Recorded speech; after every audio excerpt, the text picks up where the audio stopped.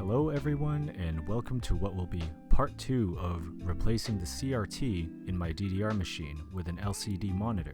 I left off the last video simply sitting the monitor outside of the cabinet as a temporary solution before starting to plan out how to mount it inside the monitor cavity. I have to mention right now that the grand plan that I had for building out the mount actually wasn't so grand after all, and I did not end up using the mount that I was working on in the end. But because I had all this footage of my process of partially building out the mount, I might as well show you what I did before revealing what I ultimately ended up doing. First, to build this mount, I needed 1 parts mount and some parts wood.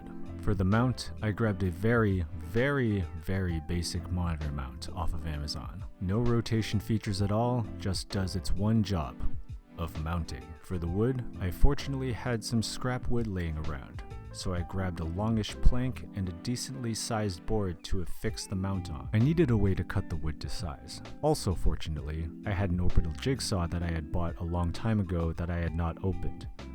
Now is the time for this bad boy to shine. I hadn't cut a piece of wood since woodshop in high school, but this was a simple enough job that there was no way I could screw it up.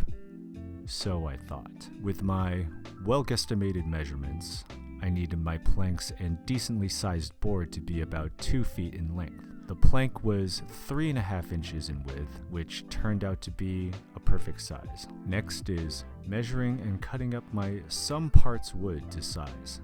Looking good so far. Then I took my basic mount and got a vague idea of where I wanted to place it.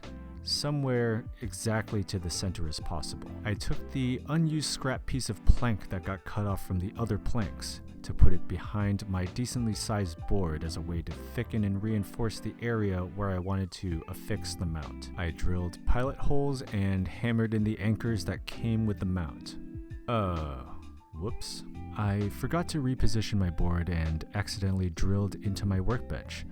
Not the worst thing to happen, I suppose. Now that the mount is affixed, it's time to assemble the pieces together. I just have to drill the planks to the board and it should be all good.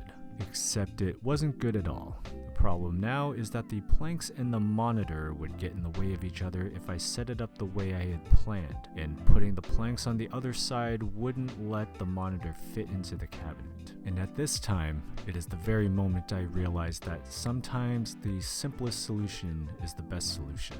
So I ditched my board and mount and quite literally shoved the monitor inside the machine with its original stand and wedged in the 2 planks I cut to keep it from having any accidental falls. But it's a very snug fit, so I don't anticipate that happening. I left the bezel just enough room for me to be able to touch the buttons in case I ever need to adjust anything. Also do not anticipate that happening. So long, my poor useless wooden mount.